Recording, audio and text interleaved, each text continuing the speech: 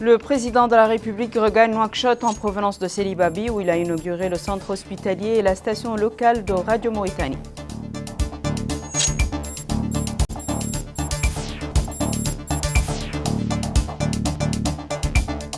Le président de la République inaugure le centre hospitalier de la ville de Sélibabi à l'occasion du 64e anniversaire de l'indépendance nationale.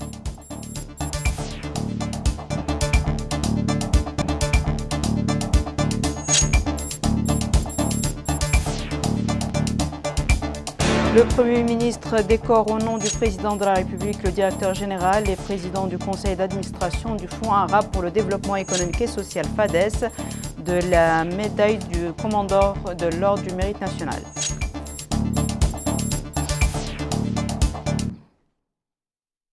Bonsoir mesdames, mesdemoiselles et messieurs, merci de vous joindre à nous. Le président de la République, M. Mohamed El-Cheikh Al-Ghazouani, a regagné la capitale en fin de journée en provenance de Sélibabi et après avoir effectué des visites de travail et d'information dans les wilayas du Trarza, du Brakna, du Gorgol et du Guidimaka, au cours desquels il a inauguré d'importants projets de développement à l'occasion de la commémoration du 64e anniversaire de la fête de l'indépendance nationale. Le président de la République a été accueilli à l'aéroport international de Nouakchott, au Moutounsi, par le Premier ministre, M. Mokhtar Ould-Diaye, le ministre secrétaire général de la présidence de la République, Moulay Mohamed Laghdaf, le ministre conseiller du président de la République, Mohamed Ould Abdallahi Ould Othman, ainsi que par des membres du gouvernement et d'autres personnalités de l'État. Et comme je vous l'annonçais dans les titres, le président de la République a inauguré aujourd'hui le centre hospitalier de la ville de Sélibabi dans le cadre des manifestations marquant le 64e anniversaire de l'indépendance nationale. L'hôpital d'une capacité de 150 lits renferme l'essentiel des spécialités médicales. C'est un récit de Wakar Baylaba. Les habitants du Guidimaka disposent désormais d'un centre hospitalier régional à la hauteur de leurs aspirations. Et c'est le président de la République, M. Mohamed El-Cheikh Al-Ghazouani, qui a inauguré cette structure sanitaire pour lui donner beaucoup de solennité. Après avoir coupé le ruban symbolique et dévoilé la plaque commémorative, le président de la République a été édifié sur les différentes composantes de son nouveau centre hospitalier, la capacité d'accueil et de soins, ainsi que la nature des équipements et les différents services. Le nouveau centre hospitalier de Sélibabi se place désormais en première ligne dans les structures sanitaires de la wilaya du Guidimaka. Après la présentation de la nouvelle structure, place aux allocutions. L'occasion pour le ministre de la Santé, Abdallah Oueddi, d'indiquer que l'inauguration de cet hôpital bénéficiera aux habitants du Guidimaka et des zones avoisinantes.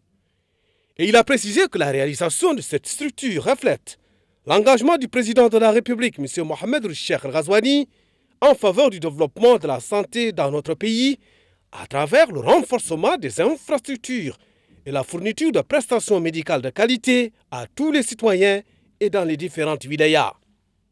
Il a ajouté que cet hôpital a été construit conformément aux normes requises pour de telles installations hospitalières. Le ministre de la Santé a passé en revue certaines des infrastructures en cours de construction qui renforceront la capacité du système de santé et augmenteront la qualité et la proximité de ces services. Pour les élus locaux, la réalisation de cette nouvelle structure reflète l'importance de l'événement et son impact sur la vie des populations du Guidimaka.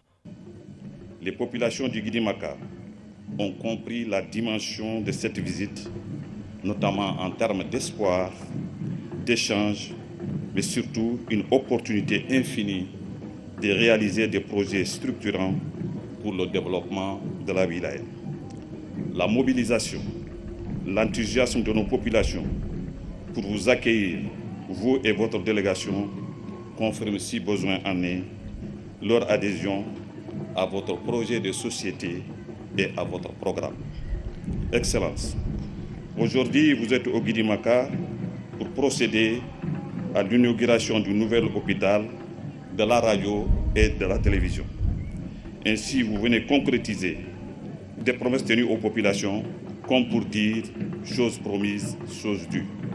Vous êtes à ce titre un homme de parole, mais surtout d'action. Au nom des populations de Guidimaka, soyez-en remerciés. Pour les autorités municipales de Sélibabi, L'inauguration de ce centre hospitalier constitue une étape historique pour les habitants de la ville en particulier et de la wilaya en général. Votre présence parmi nous aujourd'hui, Monsieur le Président, est bien plus qu'un honneur. Elle témoigne de l'attention particulière que vous portez à notre région et de votre engagement ferme pour le bien-être de tous les Mauritaniens. Votre présence en ces lieux, Monsieur le Président, devant ce grand hôpital est le symbole vivant d'un engagement transformé en réalité, le symbole d'une promesse tenue. L'inauguration de cet hôpital régional moderne est un tournant décisif pour la santé publique dans le Guidi-Maka et marque ainsi une étape importante dans le développement de notre région. Nous osons espérer que cet hôpital, en fonctionnant de manière optimale, sera un modèle attirant ainsi non seulement les Mauritaniens des régions voisines, mais aussi nos frères et sœurs de l'autre côté de nos frontières. Le nouveau centre hospitalier régional de Sélibabi dispose d'une capacité de 150 lits. Selon les responsables de la structure, le centre hospitalier de Sélibabi comprend plusieurs services. Urgence, laboratoire d'analyse médicale, imagerie par résonance magnétique, 4 salles d'opération, maternité, pédiatrie, néonatologie, administration, entre autres. Ils expliquent que la nouvelle structure permettra de faire face à la pression et mieux répondre aux attentes des populations locales. A noter que le coût total de réalisation de cet établissement s'élève à plus de 2 milliards d'anciennes ouguiyas financés par l'État mauritanien. Le président de la République a par ailleurs inauguré la station régionale de Radio Mauritanie à Sélibabi avant de visiter ses studios, sa régie et ses salles de rédaction ainsi que les équipements techniques mis à disposition afin de mieux assurer sa mission d'information et de sensibilisation des citoyens dans la wilaya du Guidi-Maka. Aminata Khan. Par la coupure de ce ruban symbolique, le président de la République, Mohamed Ould-Cheikh Al-Ghazouani, inaugure ainsi la station radio à Sélibabi, capitale de la wilaya du Guidi-Maka.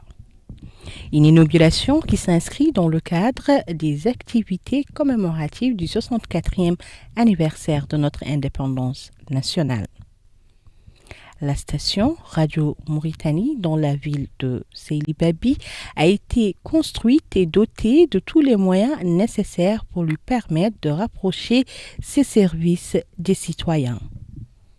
Présent à la rencontre, le ministre de la Culture, des Arts, de la Communication et des Relations avec le Parlement, porte-parole officiel du gouvernement, Hussein Wilmoudou, a d'emblée indiqué que l'inauguration de cette station s'inscrit dans le cadre du rapprochement des services médiatiques des administrés pour permettre aux citoyens de suivre de près des émissions de qualité diversifiées, surtout de leur localité.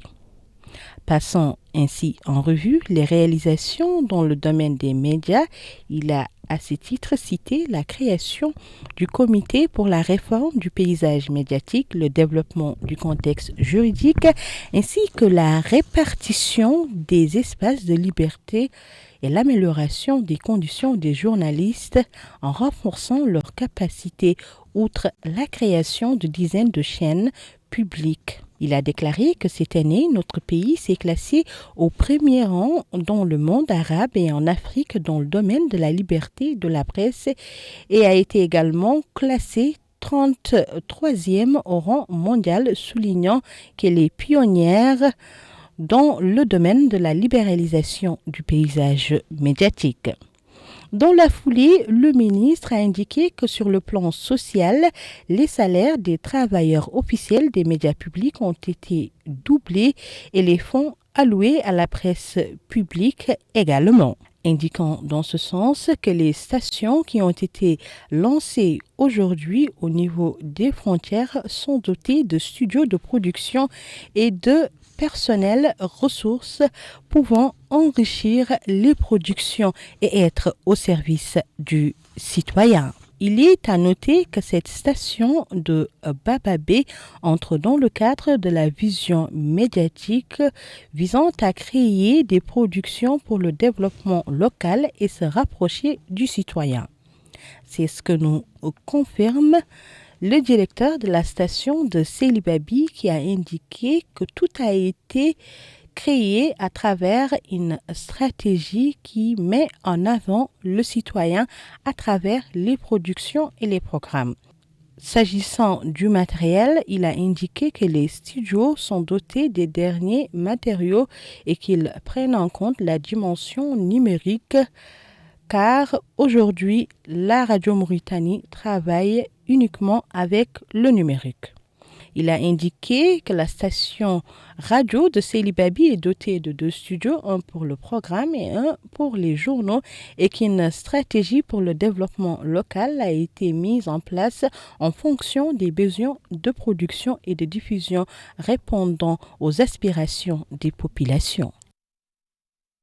La délégation présidentielle a par ailleurs suivi des explications techniques sur la nouvelle antenne régionale de la télévision al-Mauritania qui a été dotée de l'équipement audiovisuel et numérique nécessaire à l'accomplissement de sa mission dans la wilaya du Guidi Maka.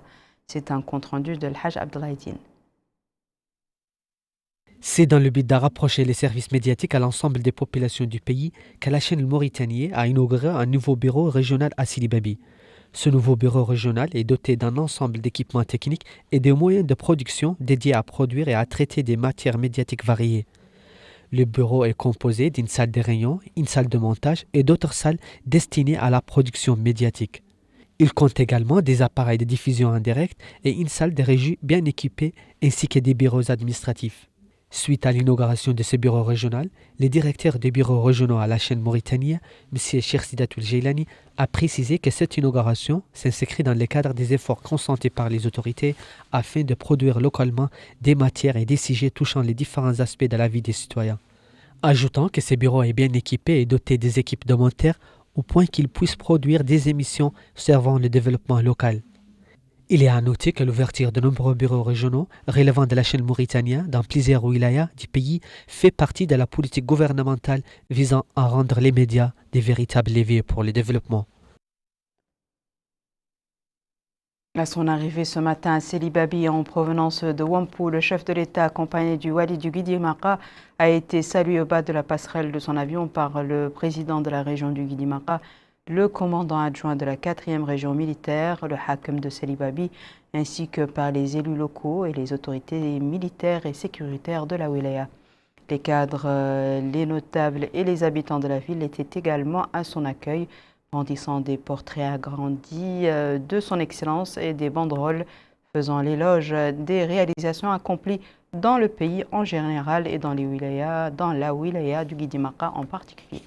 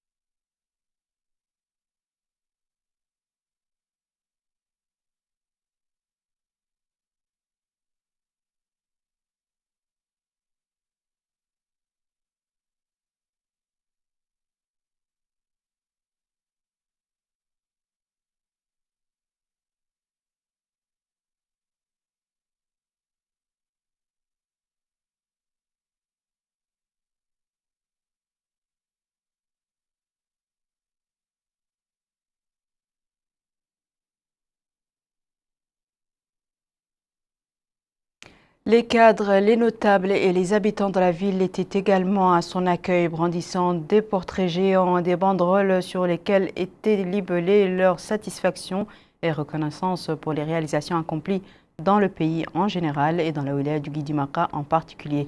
Voici quelques temps forts de cet accueil populaire.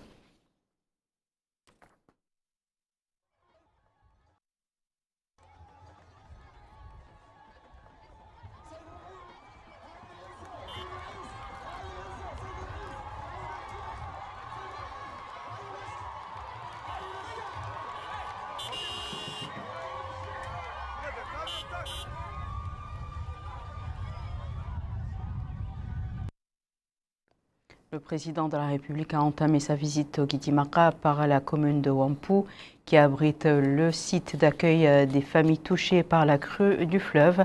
Il a tenu sur place une réunion avec les élus locaux et les représentants des familles qui l'ont informé sur leurs problèmes.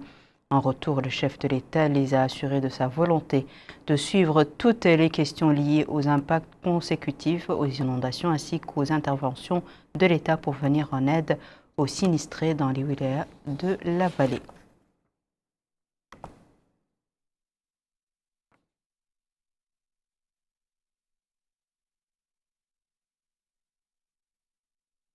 Les autorités régionales du Guidimaka, tous secteurs confondus, se sont attelées à offrir aux hôtes du site d'accueil de Wampu un cadre de vie adéquat à leur nouvelle situation à travers la distribution d'équipements domestiques, de denrées alimentaires et la mise à leur disposition des services de base tels que l'eau et les prestations médicales et d'Alifal. Le camp de Wampu a été créé suite aux inondations qui ont touché la ville les semaines dernières. Il s'agit d'un camp qui regroupe plusieurs dizaines de familles sinistrées. Ces familles louent sa création et sa mise en place rapide pour répondre à une urgence. Cet homme reconnaît que les interventions de l'État ont été rapides et bien organisées. Il se rappelle notamment de l'intervention des forces armées, des secteurs de la santé, du CSA, de Tazour et l'hydraulique pour mettre en place les différentes structures. Cette femme se rappelle que tous les secteurs des différents départements ont été représentés. Ce jeune homme déclare de son côté que l'intervention de l'État a été rapide et bien organisée. Le président de la République, M. Mohamed El-Cheikh El-Ghazouani, a été accueilli à son arrivée à Wampu par le Wali du Guidimaka, le président du conseil régional, les chefs des formations militaires et de sécurité et les élus de la wilaya. De leur côté, les habitants de la Mourata lui ont réservé un accueil populaire chaleureux, brandissant des portraits agrandis et des banderoles louant ses réalisations.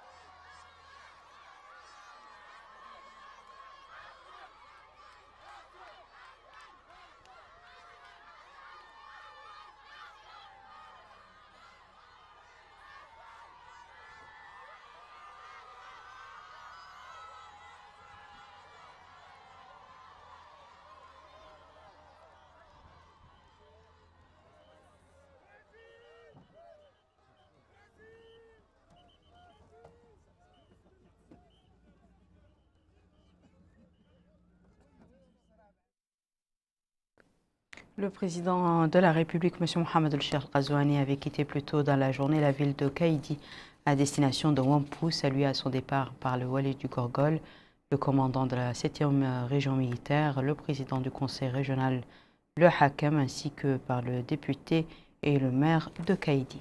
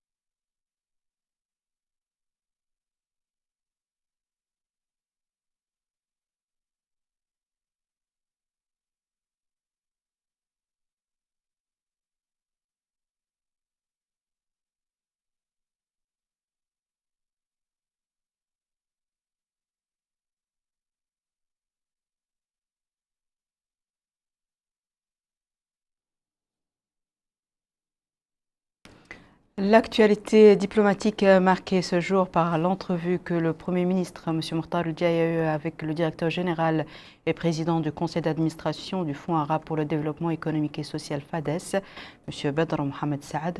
L'entretien a porté sur les relations de coopération entre notre pays et le FADES, ainsi que les moyens de promouvoir cette coopération en vue de répondre aux aspirations des deux parties. À l'issue de l'entrevue, le Premier ministre a, au nom du président de la République, décoré le directeur général et président du conseil d'administration du FADES de la médaille de commandeur de l'Ordre du Mérite national.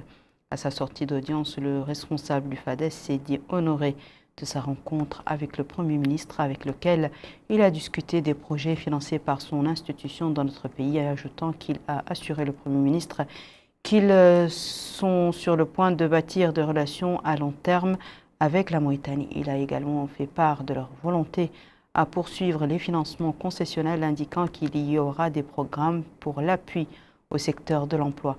Et s'est enfin honoré de porter la médaille du président de la République qu'il a décernée au FADES. Direction à présent la capitale du Tagan, dans laquelle le ministre de la Défense nationale, des Affaires des retraités et des enfants des martyrs, M. Hanan Ould-Sidi, a inauguré le siège de la 8e région militaire de Tijikja. L'édifice militaire comprend un ensemble d'infrastructures regroupant tous les services administratifs et de services. Abdullah Damaba. Le ministre de la Défense nationale, des retraités et des enfants des martyrs, Hanan Ould-Sidi, a procédé à Tijikja à l'inauguration de la 8e région militaire. À son arrivée, il a été reçu par les responsables civils et militaires, en compagnie du chef d'état-major adjoint des forces armées, le général Mohamed Val Ould-Reis, et le général Mohamed El Mokhtar Ould-Menni, chef d'état-major de l'armée de terre, commandant des forces spéciales.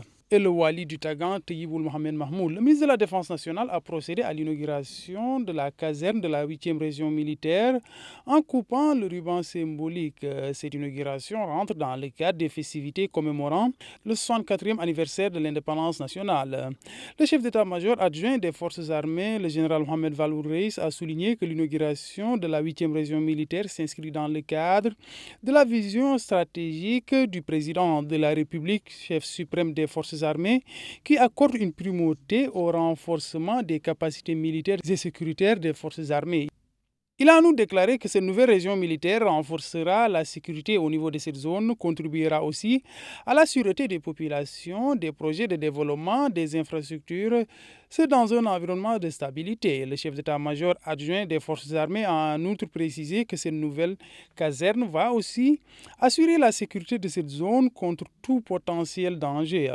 Le maire de Tijikja, Jidoul Manaba, a mis en avant l'importance de l'implantation de ces nouvelles zones militaires qui constituent, dit-il, un besoin pressant des habitants.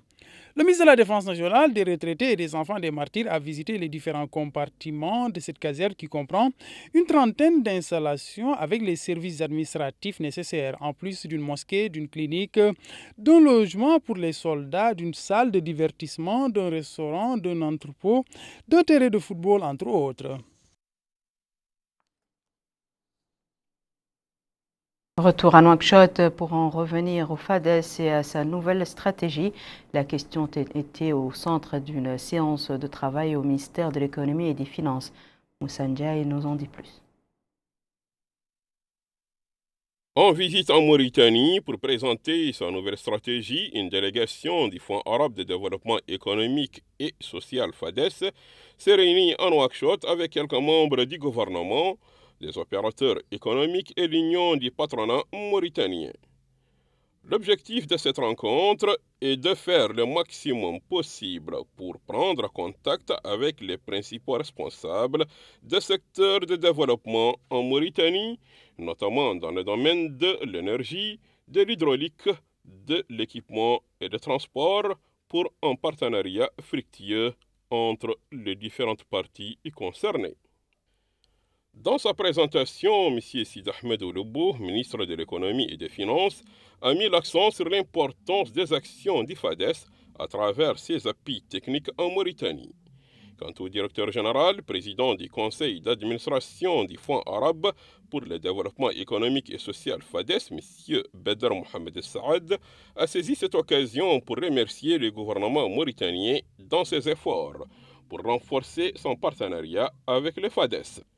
Un exposé de la délégation du Fonds arabe pour le développement économique et social FADES a été présenté pour mettre l'accent sur le domaine d'intervention du FADES en Mauritanie. Le président de l'Union du patronat mauritanien, M. Zain El-Abedine ou Cheikh Ahmed, a de son côté mis l'accent sur le partenariat fructueux entre le FADES et le secteur privé en Mauritanie. Madame Aïssa Talam, directrice générale de l'Agence de promotion des investissements en Mauritanie, a, dans son exposé, présenté les missions de l'agence et plusieurs opportunités d'investissement en Mauritanie dans différents secteurs. 8 établissements d'enseignement ont été choisis pour constituer des pilotes en termes de critères de modernité. Le projet du plan de ces établissements a été présenté lors d'une réunion au lycée d'Elmina 2. Le projet s'inscrit dans le cadre de la 3e phase du programme visant à créer un enseignement moderne. Al-Hajj Abdallah Idil. C'est à partir du lycée de Delmina que la région de Nouakchott a supervisé l'inauguration simultanée de 8 lycées pilotes répondant aux normes pédagogiques modernes. Une inauguration qui s'inscrit dans le cadre de la modernisation des établissements d'enseignement secondaire. Dans une allocution prononcée à cette occasion, la présidente de la région de Nouakchott, Mme Fatmetou Abdelmelik, a signalé que ces établissements inaugurés aujourd'hui sont dotés de divers services dont l'eau, l'électricité, des laboratoires, des connexions Internet, des salles de lecture équipées de livres et des documents nécessaires et des plantations et de clôtures ainsi que des buvettes. Pour sa part, le maire de la commune d'Elmina, M. Moussa Oul Abdallahi, a remercié la région de Nouakchott pour la mise en œuvre de cet important projet dédié aux établissements d'enseignement secondaire dans les 3 wilayas de Nouakchott. Un programme, a dit le maire, qui est de nature à contribuer à renforcer les fondements de l'école républicaine en modernisant les établissements d'enseignement secondaire et en facilitant l'accès des élèves à une formation de qualité. Au nom de l'association des parents d'élèves, M. Ahmed Ould Sraïr a salué les efforts de la région de Nouakchott et ses multiples interventions visant à rehausser la qualité du système éducatif national. À la fin de cette cérémonie d'inauguration de 8 établissements d'enseignement secondaire, la délégation officielle s'est rendue dans les différents pavillons du lycée de Delmina. Le ministre de l'Élevage, M. Mokhtar Ghagui, a visité aujourd'hui le centre pilote pour le développement des techniques relatives à l'élevage des petits ruminants dans la localité de Chami, relevant de Dar el-Barka. Le ministre a reçu des informations détaillées sur la spécificité de cette infrastructure.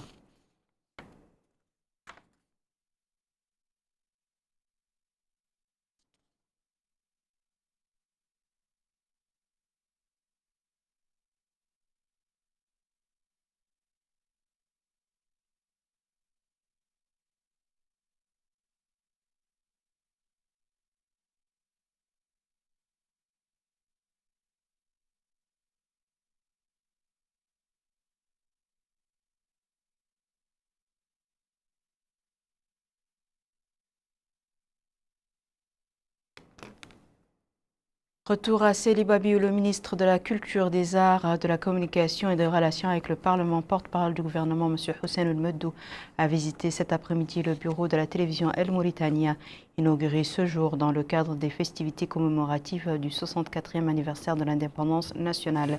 Le ministre a reçu de la part de la directrice générale, Mme Seniam Tsidihib, des explications sur la structure du bureau et ses missions, ainsi que le rôle qu'il devra jouer dans le rapprochement des services de l'information du citoyen dans la wilaya du Guidi-Maka.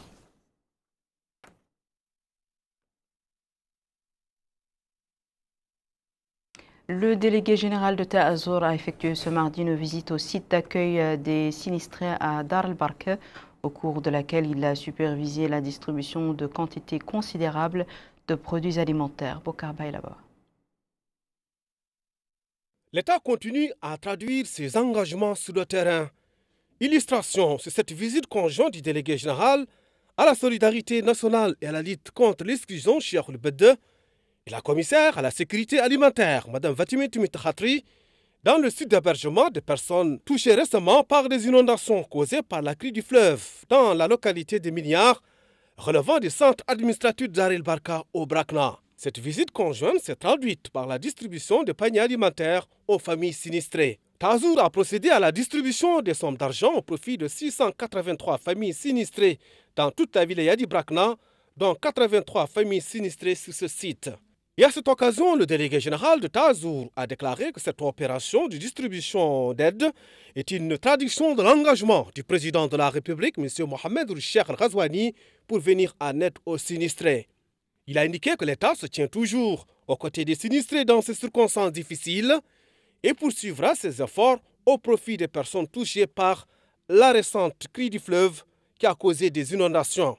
À son tour, le CSA a distribué des paniers alimentaires au profit de 658 familles touchées dans toute la wilaya d'Ibrakna.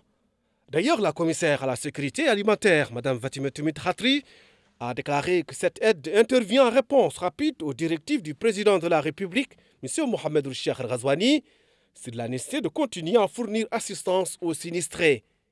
De leur côté, les élus locaux ont salué la mise en œuvre de ces opérations à leur juste valeur.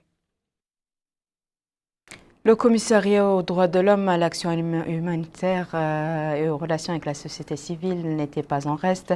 Le département a procédé à Dar el-Barka à la distribution de kits alimentaires au profit des familles touchées par les inondations. Moussandiaï. Environ 72 familles du centre d'hébergement de Miliar, venues des différents villages de Tchelaou, Mboyo, Banki, Réunion, relevant de la commune de Dar el-Barka, vont bénéficier d'une aide alimentaire du commissariat aux droits de l'homme, à l'action humanitaire et aux relations avec la société civile. Cette aide alimentaire et sociale intervient quelques mois après les inondations qu'a connues la région du fleuve. Dans son intervention face à la presse, M.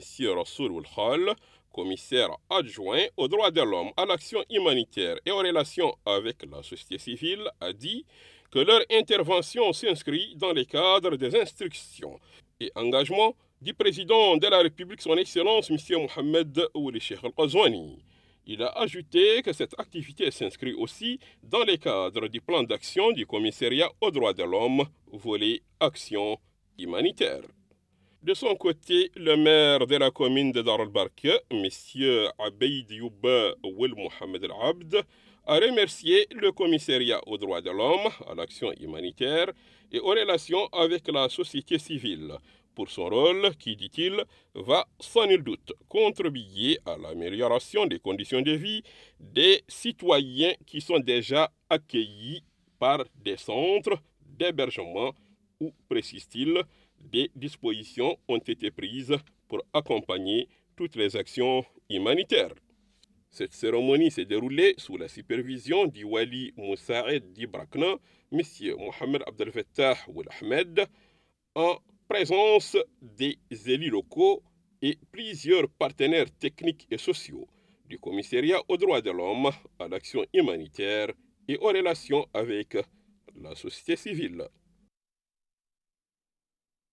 Tazur et le CSA ont également distribué d'importantes quantités de vivres et des sommes d'argent aux familles établies dans le site d'accueil du PK7 de Rosso. C'est un compte-rendu de Mohamed Khattab.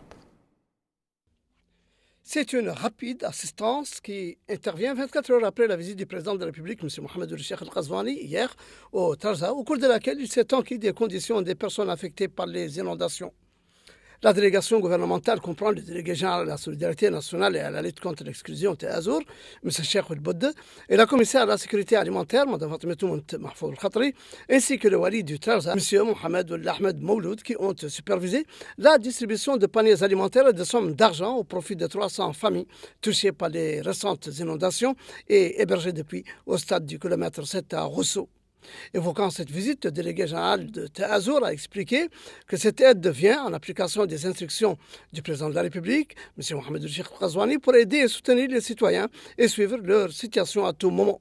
L'aide consiste en des paniers alimentaires complets et des subventions financières s'élevant à 120 000 anciennes ouguiyas par famille affectée, notant que le président de la République s'est enquis des conditions des personnes affectées par les inondations et a constaté, heureusement, qu'elles sont dans de bonnes conditions et que ces instructions ont été dûment exécutées.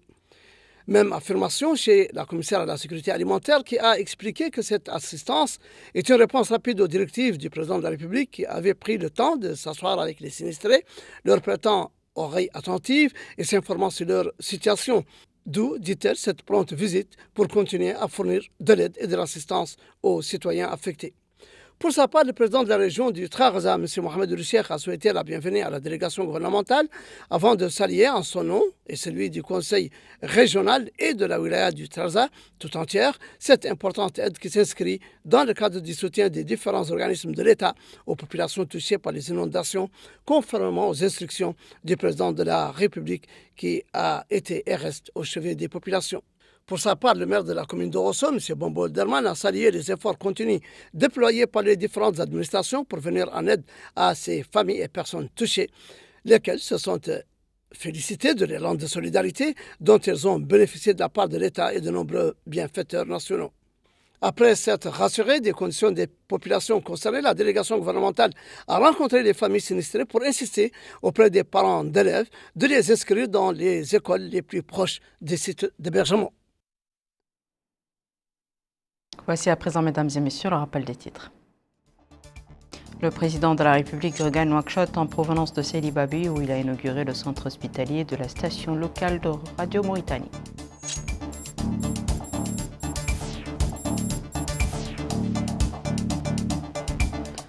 Le président de la République inaugure le centre hospitalier de la ville de Seydi Babi à l'occasion du 64e anniversaire de l'indépendance nationale.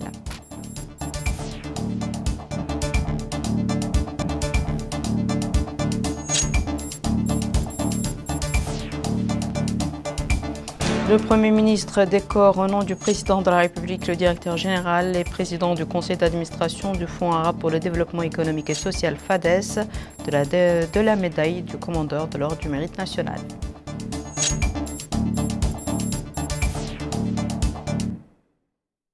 C'est la fin de ce journal, mesdames et messieurs. Merci à vous de nous avoir suivis. Merci de votre fidélité. À très bientôt, Inch'Allah.